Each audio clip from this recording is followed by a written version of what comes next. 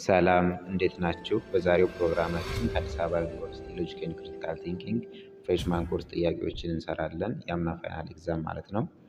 በጥያቄዎቹ አብዛኞቹ ወይም ሁሉም ማለት ይቻላል በፋላሲ ላይ የሚያጠነጥኑ ጥያቄዎች ናቸው። እስከ መጨረሻው ለመከታተል ሞክሩ። ቪዲዮውን ከወደዳችሁ ላይክ አድርጉ፣ ሼር አድርጉ። ልክ እንደዚሁም ቻናላችንን ሰብስክራይብ ያድርጉ። የመጀመሪያው ጥያቄ ማለትም 21ኛው ጥያቄ ከባለፈው የቀጠለ ነው። We cannot tolerate the plagiarizing of the works of others because such an act is totally unacceptable ይላል።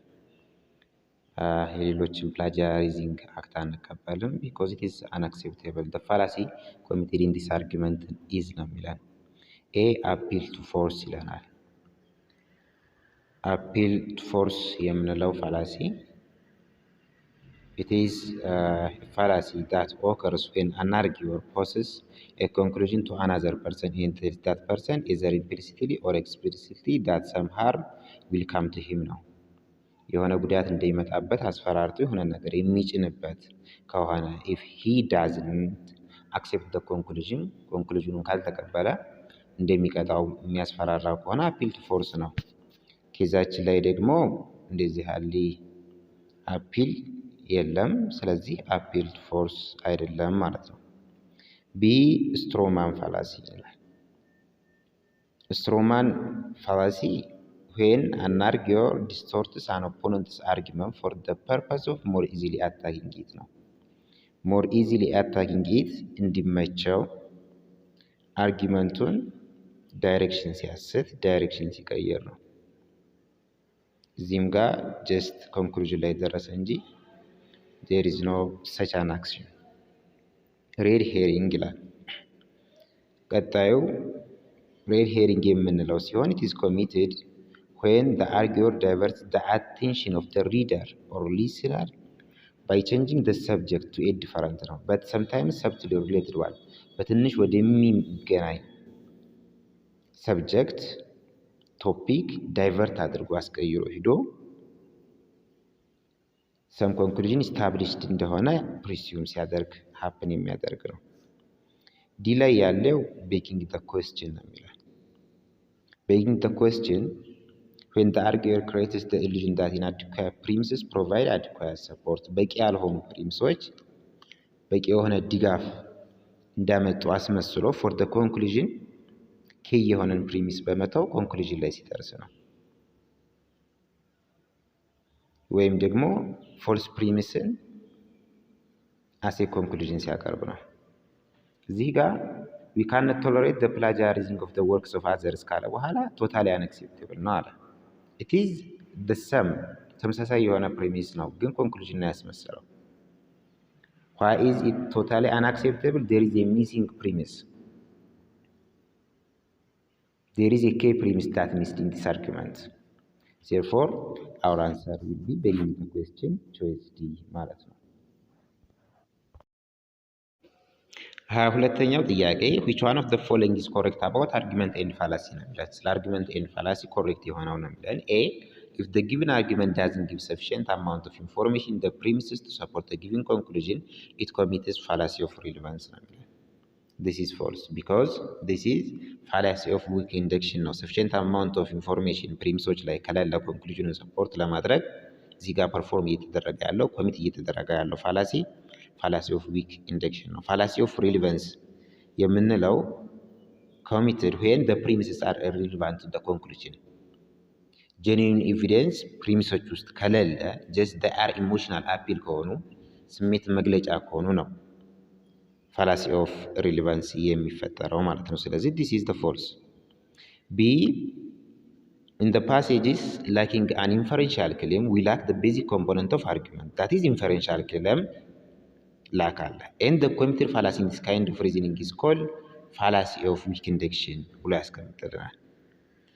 ቅድም ኤ ላይ እንደጠቀስነው fallacy of weak induction happen የሚያደርገው sufficient amount of information in the premise ከሌለ ነው። inferential claim lack ካደረገ if the argument is deductive it is invalid if the argument is inductive it is weak argument ማለት ነው። it may be different types of fallacies one type ብቻ ላይ ሆን ይችላል weak induction ብቻ ላይ ሆን ይችላል ሌላ types of formal fallacy የመጀመሪያው ኮሚቴ የሚያደርገው ነው if it is a deductive argument inferential claim ላክ አለ informal fallacy ደግሞ ከሆኑ ሌሎች ታይፖችንም ሊሆን ይችላል ስለዚህ this is not the answer or this is not correct see if an argument violates one of the criteria of good argument that is the good use of language ካነሰው the committed fallacy is called fallacy of presumption ይላል this is also false because fallacy of presumption የምንለው when the premises presume what they purport to prove ሲያስመስሉበት ይሄኛው happen የሚያደርገው ወይም ደግሞ good use of language ካጠረው happen የሚያደርገው fallacy of ambiguity and grammatical analogy የምንለው ነው D. In the fallacy of presumption, we find presupposed true evidences that are either false or questionable. Yeah, this is the true one. Fallacy of presumption like presupposed true evidence when they are presumed true evidence when they are analyzed, they are either false or questionable. Therefore, our answer will be D. 23ኛው ጥያቄ ያሬድ said that being the most innocent student in the school ግርማ loves ቃል ኪዳን therefore ቃል ኪዳን is the most innocent student in the school this argument committees ነው የሚለው አርጊመንቱን ስናየው clearly የሚታየን ነገር ሁለት ትርጉም ያለው አርጊመንት ነው being the most innocent student in the school ግርማ loves ቃል ኪዳን ሲል we don't know either ግርማ or ቃል ኪዳን is most innocent we don't know This is ambiguous. However, Yared concluded, therefore, Kalkidan is the most innocent student in the school. The argument committed is A. Equivocation.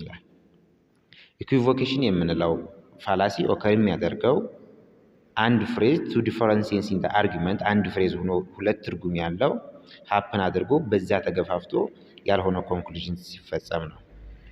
hasty generalization ይለናል hasty generalization የምንለው ደግሞ from few samples from specific thing to general thing conclusions እንፈጽም ነው ይሄም እዚህ ጋር የለም equivocationም የለም amphiboly የምንለው just as we mentioned when the arguer misinterprets an ambiguous statement and then draws a conclusion based on this faulty interpretation ነው misinterpret ሲያደርገው ነው being the most innocent student in the school ግርማ loves ቃል ኪዳን we don't know who is most innocent student however the arguer concluded that ቃል ኪዳን is the most innocent student in the school so the committed fallacy is fallacy of amphiboly division የምንለው ደግሞ it is committed when the conclusion of an argument depends on the erroneous transference of an attribute from a word ከሆነ word ያለው characteristics የሆነ ክላስ ያለውን characteristics ውስጡ ላለው ለፓርት ሼር ስናደርግ ነው therefore our answer would be choice C ማለት ነው 24ኛው ጥያቄ ምንድነው የሚለው you are asking me to give her 10 out of 10 for her conduct But as we all know, Melat is the naughtiest girl in the class. She always tried to distract me while I was lecturing. Besides, I caught her twice nagging the boy who happened to sit next to her to give her a kiss while I was writing on the board. She is just a mischievous little devil. Just your remark is just an ill-informed one. The fallacy committed in this argument now, Melat. Argumentun scenario, just it seems to be argument of ad hominem or against the person or strawman argument. However, we have to analyze it. Focused ሁነን analyze ማድረግ አለብን። ad hominem ወይም ደግሞ against the person የምንለው either it be abusive, circumstantial or utio fallacy ሊሆን ይችላል። ይህ fallacy happen የሚያደርገው ሁለት አርጊወር ኖረው ሁለተኛው አርጊወር አርጊመንቱን ትቶ ወደ ፈርስት አርጊወሩ ሲዞር ነው አቴንሽኑን ወደ ፈርስት ፐርሰንስ አርጊመንት ሳይሆን ወደ ፈርስት ፐርሰን ሂምሰልፍ ሲያመጣ ነው። እዚህ ጋር አርጊመንቱን ደግሞ ጠንቀቅ ብለን ስናየው you are asking me to give her 10 out of 10 for her conduct ካለ በኋላ ወደታች የሚዘረዝራቸው ነገራቶች just it is focused on the person ነው። on the person ሳይሆን on the argument ነው። ሰውየውን አታክ ያደረገበት ምንም ነገር የለም። አቢዩዝ አላደረገም፣ የሆነን ሰርከምስታንስ አላደረገም፣ ዩቱብ ብሎ አንተም ብሎ የጠቀሰው ነገር የለም። ጀስት እያወራ ያለው ስለ ኮንዳክቷ መበላሸት፣ ስለ ልጅቱ ወይም ደግሞ ስለ አርጊመንቱ ነው። አርጊመንት ውስጥ ስላለችው ስትራውማን ፋላሲ የምንለው ደግሞ when ዲስቶርት ሲያደርገው ነው። አርጊወሩ ኦፖነንትስ አርጊመንትን for the purpose of more easily attacking it demolish distort አድርጎ አርጊመንቱን የኦፖነንቱን ሪል አርጊመንት ያልሆነ ሌላ አርጊመንት ፈጥሮ ኮንክሉድ ሲያደርግ ነው። እዚህ አርጊመንት ላይ ደግሞ ይህንን ያደረገበት ምንም ሚንስ የለም። ስለ ኮንዳክት ነው ያወራው፣ እስከ መጨረሻው ስለ ኮንዳክት ነው ሄደው። ስለዚህ this argument has no fallacy. Our answer also will be choice C ማለት ነው። 25ኛ ጥያቄ the argument these days public universities in Ethiopia are becoming a hub of conflicts and chaos. I think the solution is clear. The government must ban tertiary level education altogether. Committee is a fallacy of nominal. A fallacy of accident ይላል። it is not because fallacy of accident የምንለው from a general principle specific ለሆኑ however specific and exceptional ለሆኑ ነገሮች ለማይመለከታቸው ኮንክሉዥን ሲያደርግ ነው። missing the point it is because missing the point occurs when the premise of an argument support one particular conclusion but then a different conclusion often vaguely related to the correct conclusion is drawn ነው። different conclusion ነው። ፖይንቱን ሚስ አድርጓል። ኮንፍሊክት ኤንድ ቻኦስ ከበዛ የሚመጣው ኮንክሉዥን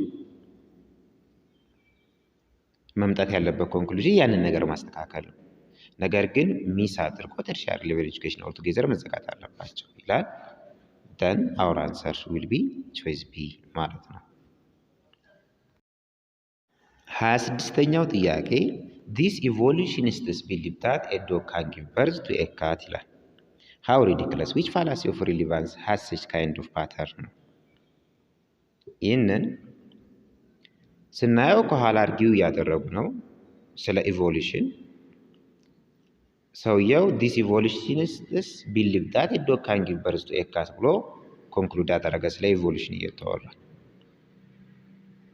it distorts the argument አበላሸው። the base for the evolution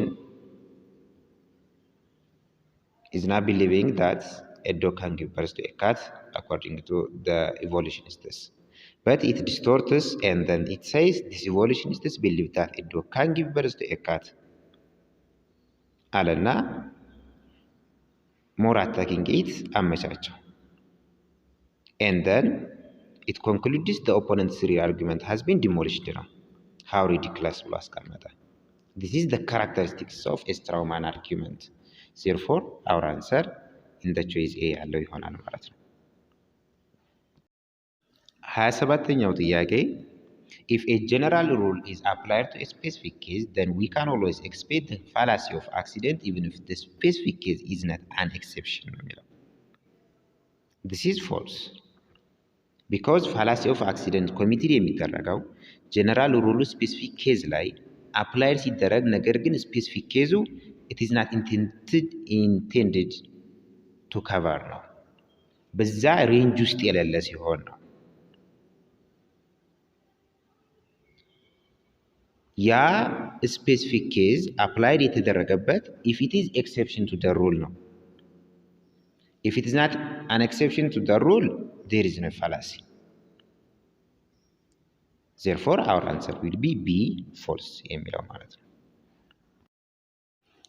28ኛው ጥያቄ if an arguer cites a statement in support of a conclusion and the statement reflects the strong bias of its author, then the arguer commits an appeal to ignorance fallacy ነው የሚላል። ቢያዝ ካለበት ማንኛውም ስቴትመንት አፒል ቱ ኢግኖራንስ ፋላሲ ነው የሚላል። ኖ አፒል ቱ ኢግኖራንስ ፋላሲ የምንለው ሃፕንስ ቢያዝ አለበት ነው። ነገር ግን ኢት ሃፕንስ when the premises of an argument state that nothing has been proved one way or the other about something ነው መጀመሪያ ላይ there is no proof for something. If then the conclusion that makes a definite assertion about that thing, the argument ነው ከዛሬ ፕሩፍ ካልተደረገ then it is not exist የሚል ኮንክሉዥን ሲመጣ ነው it has bias። ነገር ግን በዚህ ወይ ብቻ የሚመጣ ነው appeal to ignorance fallacy የምንለው ማለት ነው። therefore our answer will be B ማለት ነው። 29ኛው ጥያቄ informal fallacies often occur out of malice on the part of the arguer who presents bad arguments as if they are good ነው የሚለው it is correct። ኢንፎርማል ፋላሲ አንዳንድ ጊዜ አብዛኛውን ጊዜ ባድ አርጊመንቶችን ጉድ አድርጎ ሲቀረብ ነው። ይህ አርጊወሩ አውት ኦፍ ሂዝ ማሊስ ሊሆን ይችላል፣ ክፋት ሊሆን ይችላል ነው የሚለው። ከንጹህ ጭንቅላት ላይሆን ይችላል ነው የሚለው። ከተንኮል ሊሆን ይችላል ነው የሚለው። it is correct and the answer is A true ማለት ነው። 30ኛው ጥያቄ a formal fallacy is an error in reasoning that involves the explicit use of an invalid form ነው የሚለው።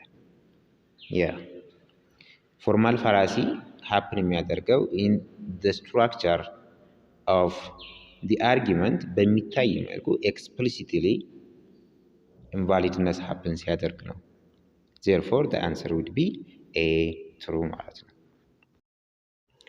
31ኛ ጥያቄ if the conclusion of an argument depends on the occurrence of a chain reaction of events and there is good reason to believe that the chain reaction will actually occur, the argument commits a slippery slope fallacy ነው የሚለው። this is not because chain of reaction of events አስቀምጦ good reason ከሌለ ነው slippery slope fallacy የምንለው። insufficient reason ከሆነ ነው። if it is good reason there is no fallacy ማለት ነው። the argument is good argument. therefore the answer would be B false ማለት ነው። የዛሬውን ፕሮግራም በዚህ እንጨርሳለን። ቪዲዮውን ከወደዳችሁት ላይክ አድርጉ፣ ሰብስክራይብ አድርጉ፣ ልክ እንደዚሁም ሸር አድርጉ። ሀሳብ ካላችሁ በአስተያየት